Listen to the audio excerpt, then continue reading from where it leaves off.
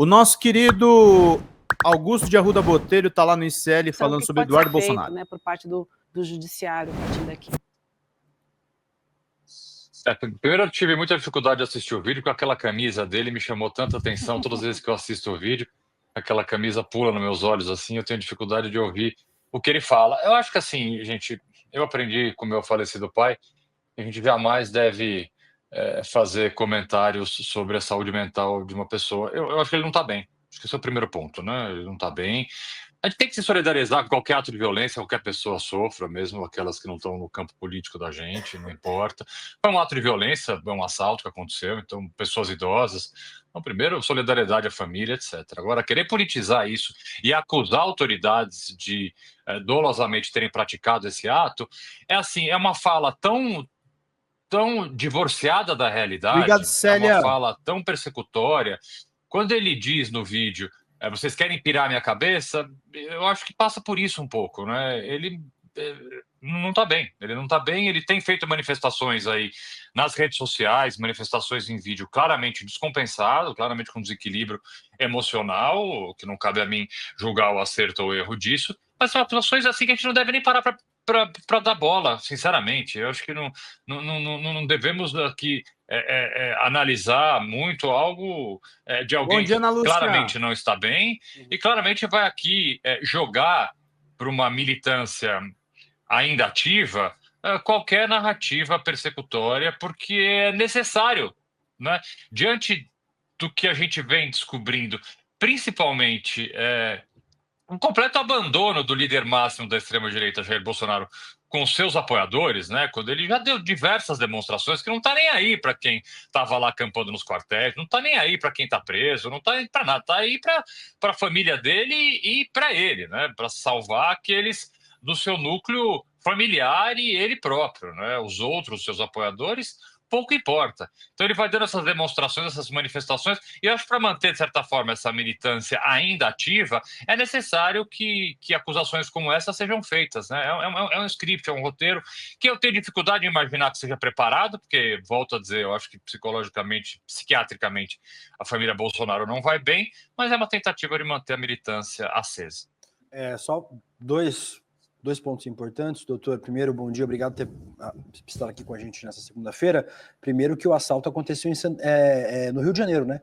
Que, ao que me consta, o Rio de Janeiro é governado pelo PL, do Cláudio Castro. Não me parece que houve nenhuma cobrança ao governador pela ausência de segurança pública no Estado, o que me parece que é um ponto importante, né? A conta foi para o Alexandre de Moraes, para o Fábio Schor e para o Lula, sei lá por quê, e não para o Cláudio Castro, que é o governador do Estado. Segundo, que esse escudo da saúde mental, ele é muito criticado pela extrema-direita quando eles não estão no foco, né? Agora, por exemplo, a Carla Zambelli falou que está com transtornos psiquiátricos severos, o que eu acho que é verdade mesmo, né? Quem viu um pouco da atuação da Carla Zambelli nos últimos anos tem certeza disso. Mas eu queria te perguntar sobre o que dá para fazer em relação ao Eduardo Bolsonaro. O Fábio Chochetti, o deputado do União Brasil de Santa Catarina, disse, que é o presidente do Conselho de Ética da Câmara dos Deputados, tá? Disse que não viu nenhuma violação do Eduardo Bolsonaro. A situação foi a seguinte, e a terapia teve uma invasão de uma tentativa de sequestro dos avós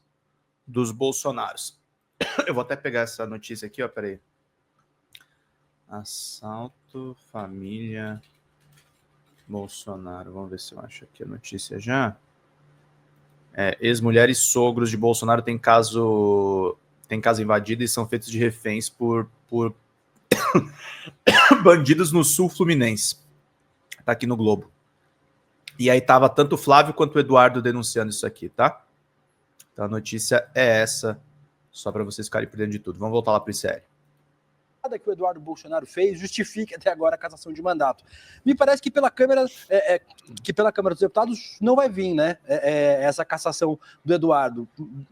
Pelas faltas não vai acontecer. A gente fez as contas aqui semana passada, dificilmente ele vai chegar no fim do mandato no ano que vem, com o número de faltas necessárias para cassar automaticamente o mandato. Que caminho a justiça tem para tentar frear esse arrobo autoritário, antipatriótico do Eduardo Bolsonaro, doutor?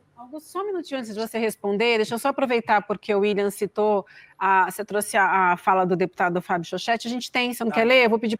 A gente vai continuar lendo essa notícia, vai continuar acompanhando essa notícia aqui, gente, só informar uma coisa que a Xanda acabou de me mandar, notícia importante aqui, olha só, tá na Folha de São Paulo, homem suspeito de ameaçar Felca é preso em Olinda, Pernambuco, tá, gente? Investigado por ameaça, associação criminosa e stalking, jovem foi preso na casa na manhã desta segunda, reportagem do Francisco Lima Neto. Um homem suspeito de fazer ameaças contra o influenciador Felipe Bresanin Pereira, o Felca, foi preso na manhã desta segunda em operação da Polícia Civil de São Paulo. Caio Lucas foi preso em Olinda, Pernambuco, com apoio da polícia daquele estado. Foram cumpridos um mandado de busca e apreensão e outro de prisão temporária. A polícia realizou diligências em 2 endereços e Caio foi preso em casa. No interior do imóvel, foi constatado que o computador do investigado estava em uso e aberto de tela acessível à plataforma de segurança pública do estado de Pernambuco, circunstancia e reforça a gravidade da conduta, será objeto de análise pericial, informou a Secretaria de Segurança Pública do estado. Ele é investigado por ameaça, stalking e associação criminosa. No momento da abordagem, ele estava acompanhado de outro homem identificado como Paulo Vinícius. Após a prisão, Caio foi levado a uma delegacia para registro de detenção. Já Paulo Vinícius será apresentado à autoridade policial local, uma vez que a conduta se amolda ao previsto no artigo 154 do Código Penal. Em situação de flagrante delito, afirmou a pasta de segurança, o artigo refere-se ao crime de invasão de dispositivo informático. A Justiça de São Paulo havia determinado quebra de sigilo de conta de e-mail que enviou mensagens com ameaças de morte a Felca, autor do vídeo, com denúncias de adultização e exploração de crianças e adolescentes, nas redes sociais que mencionam o influenciador Ítalo Santos. O advogado de Felca afirma que o endereço de e-mail enviou 2 mensagens ao youtuber no sábado. Além do acesso aos dados do dono da conta, a Justiça determinou que a empresa de tecnologia informe o endereço de IP do último acesso nos últimos 6 meses, portas lógicas de origem, data, hora, minutos, segundos e até milésimos de segundos, bem como quaisquer dados cadastrais aptos a identificar o usuário responsável. Felca relatou já ter recebido ameaças e por isso passou a andar de carro blindado. É isso, gente. O vídeo do Felca tem 47 milhões de visualizações. É uma ótima notícia isso aqui. E vamos ficar atentos a tudo. Voltando lá para o Augusto de Arruda Botelho e os Bolsonaros. Para colocar, porque aí já ajuda na resposta do doutor também. Vamos lá. Não vejo quebra de decoro em cima destes movimentos que entraram no Conselho de Ética. Não houve agressão verbal, não houve ganho em cima do mandato dele para ser passível de quebra de decoro parlamentar. A gente acabou de rodar o vídeo do Eduardo Bolsonaro xingando nominalmente o ministro. Até porque ele já fez algumas vezes, né? Então, assim, um pouco descolada da realidade a avaliação do presidente do Conselho de Ética aí, né? Bom, vamos dividir essa minha resposta em 2 etapas. Primeiro, do ponto de vista político, eu acho que não há nenhuma iniciativa e nenhuma vontade de cassação do deputado Eduardo Bolsonaro. Por várias razões, a gente está aí quase entrando num ano eleitoral, né? Imagino que você tem que mover aí, do ponto de vista de pauta, de articulação política, para se caçar um deputado por quebra de decoro. É um procedimento que não é um procedimento rápido. Enfim, quem vai levantar? A esquerda dentro do Congresso não tem maioria, né? E tem dificuldade enorme de se articular com o centro. Então, do ponto de vista político, eu não vejo a menor chance do Congresso se mexer para caçar o Eduardo Bolsonaro. Então, vamos falar do ponto de vista técnico-jurídico. O que ele vem fazendo reiteradamente é uma coação no curso do processo, um crime grave, hein? Um crime grave. Ele já tem uma investigação contra si, ele vai responder um processo, certamente responderá um processo, porque há elementos de sobra para oferecimento de denúncia, há elementos de sobra para que ele responda um processo por uma série de crimes, e há aí, diante da reiteração delitiva, vamos pensar um pouquinho, né? Quais são as causas para você prender preventivamente alguém e, consequentemente, se não prender preventivamente alguém, aplicar medidas cautelares alternativas à prisão, que é a situação do Bolsonaro. Primeiro, você precisa ter aí elementos para se prender preventivamente. Essa é a primeira análise que tem que ser feita. Para poder aplicar uma medida cautelar alternativa à prisão, eu tenho que ver se é um caso de prisão. E quais são os elementos para se prender preventivamente alguém? Garantia da ordem pública. Está lá, texto legal, artigo 312 do Código de Processo Penal fala. Uma das possibilidades de prender alguém preventivamente, ou seja, antes da uma condenação, é para garantir a ordem pública. O que significa isso na prática? A pessoa em liberdade ela continua delinquindo. Então eu preciso prender, mesmo antes de uma condenação, para garantir a ordem pública. É o que o Eduardo Bolsonaro vem fazendo. Reiteradamente ele pratica o mesmo delito. Uma vez que ele vai na frente da televisão e ameaça, xinga uma pessoa que está julgando um familiar seu, ele está coagindo, né? Reiteradamente. Então, eu acho que do ponto de vista técnico, do ponto de vista jurídico, o caminho é muito mais possível de cessar essa conduta, porque é uma conduta prejudicial para o país, é uma conduta prejudicial para a justiça e volto a dizer, um crime. Augusto, prazer falar contigo. Prazer também. O cerne do debate nesse momento é a ingerência indevida, ilegal estadunidense contra a soberania do país, com o objetivo princípio de intimidar principalmente os ministros do STF, para que, de fato, a família Bolsonaro conquiste os seus objetivos no que diz respeito ao julgamento, principalmente do pai, né, do Jair Bolsonaro. Você é um cara muito experiente, que tem muita vivência na área.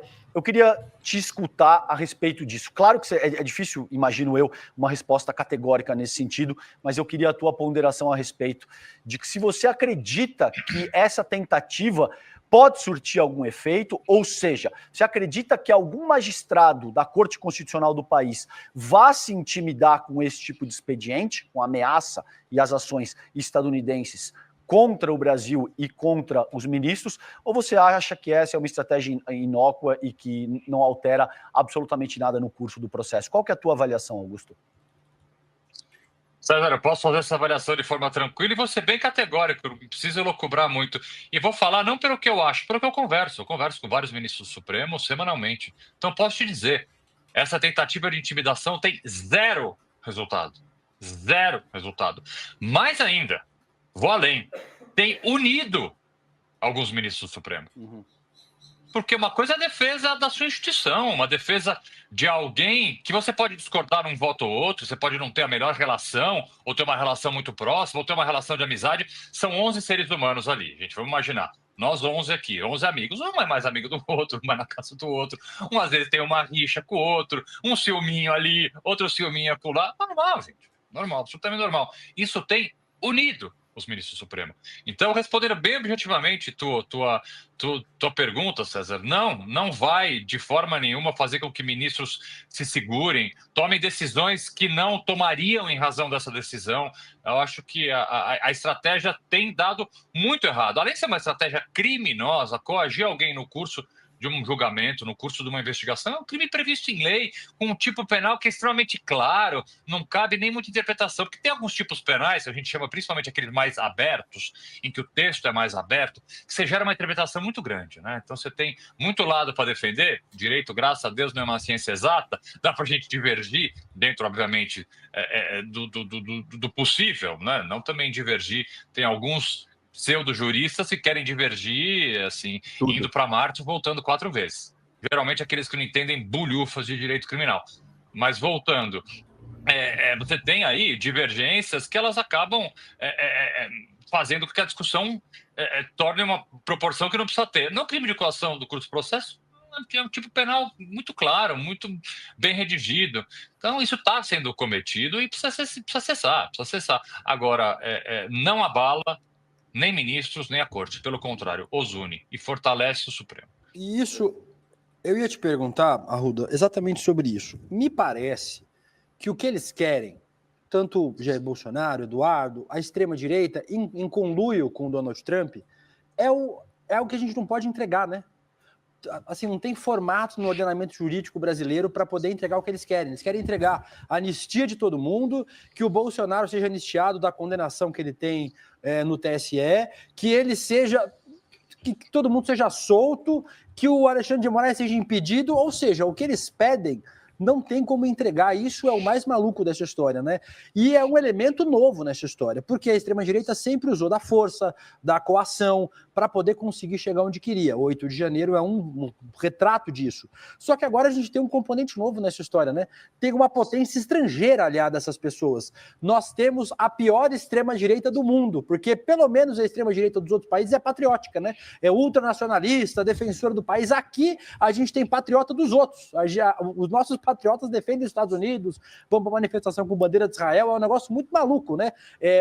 Os ultranacionalistas da Espanha defendem a Espanha, os da Itália defendem a Itália, os nossos defendem os Estados Unidos. Então, é uma característica adicional muito nova nessa história, né, Arruda? Ter uma potência estrangeira associada a essa família de extrema-direita para salvar a pele deles na justiça. É novo, é obviamente preocupante. Assim, temos a maior potência militar, a maior potência econômica do mundo, com os olhos voltados para nós, para nos prejudicar. Eu estava assistindo vocês antes de eu entrar aqui no ar e vou e concordar com a tua reflexão, William. E o resultado prático, bom, inteligência e estratégia da extrema-direita nunca foi muito forte. Mas essa estratégia deles tem dado errado. Porque, de fato, é impossível. Tecnicamente, é impossível conseguir tudo o que eles querem. Né? Acho que até parte do que eles querem é bastante difícil, né? E o resultado prático da pressão que eles estão colocando tem se voltado contra eles. O presidente Lula não para de subir na sua popularidade, na aprovação do governo. As pesquisas eleitorais, por mais que a gente esteja aí, vamos lá, há muito tempo de eleição, tem mostrado uma mudança que favorece o presidente Lula. A direita, do ponto de vista eleitoral, está rachada.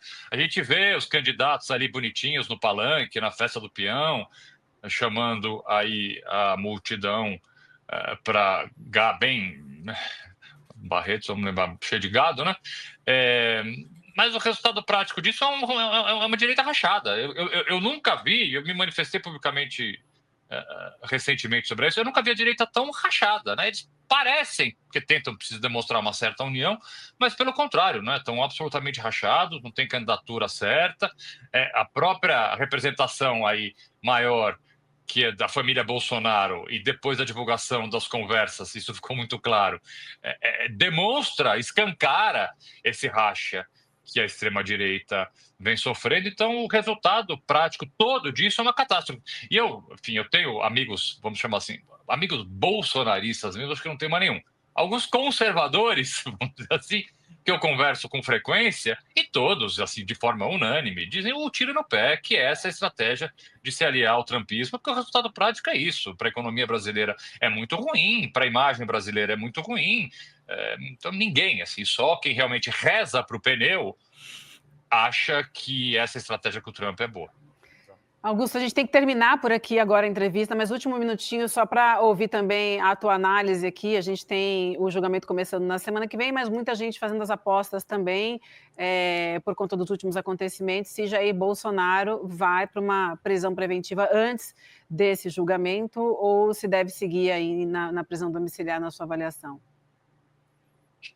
Vamos lá, se a gente estivesse tratando de um processo normal, como as centenas, para dizer, quase milhares de processos diários que tramitam em todos os fóruns do Brasil, ele já estaria preso, tranquilamente.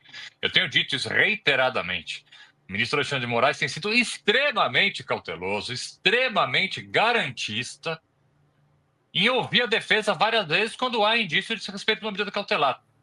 Eu, 25 anos de advocacia criminal, já tive dezenas de clientes presos preventivamente porque desrespeitaram, ou aí vi indícios deles serem desrespeitados uma medida cautelar, e nenhum juiz quis me ouvir antes, ouvir a defesa. 24 horas, 48 horas, o ministro Alexandre está fazendo isso pela segunda ou terceira vez. É extremamente cauteloso.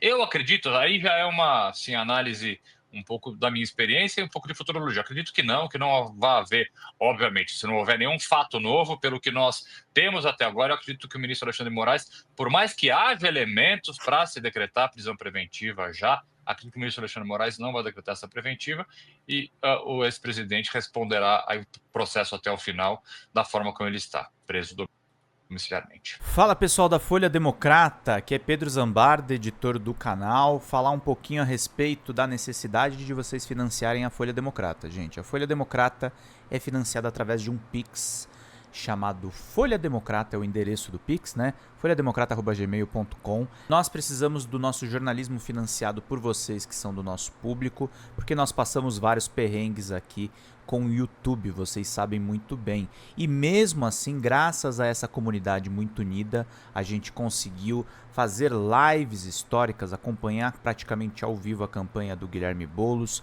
trazer informações exclusivas a respeito de Gustavo Gayer, de Olavo de Carvalho, de todos os bolsonaristas, combater as fake news e tudo o que a gente acompanha. Por R$80 no nosso Pix você ganha um curso de roteiro para série, o que é muito importante se você é artista, roteirista, se você lida com essas práticas da economia criativa. Outra forma de você colaborar também é se tornando membro aqui do nosso canal. Isso é muito importante para você fazer as suas atividades por aqui, porque você tem acesso a vídeos exclusivos e nós temos um curso de jornalismo básico para você poder acompanhar a partir de R$5, que é ministrado por mim. A gente tem aí quase uma dezena de aulas e muito conteúdo para você poder acompanhar. Meus caros, minhas caras, financiem o jornalismo independente, financiem o jornalismo que se posiciona à esquerda, financiem o jornalismo na internet, que traz informações confiáveis, checadas, que cruza informações e que trata você, que é o nosso público, de uma maneira muito séria. Vida longa e próspera, gente. Cuidem dos seus. Até mais. Tchau, tchau.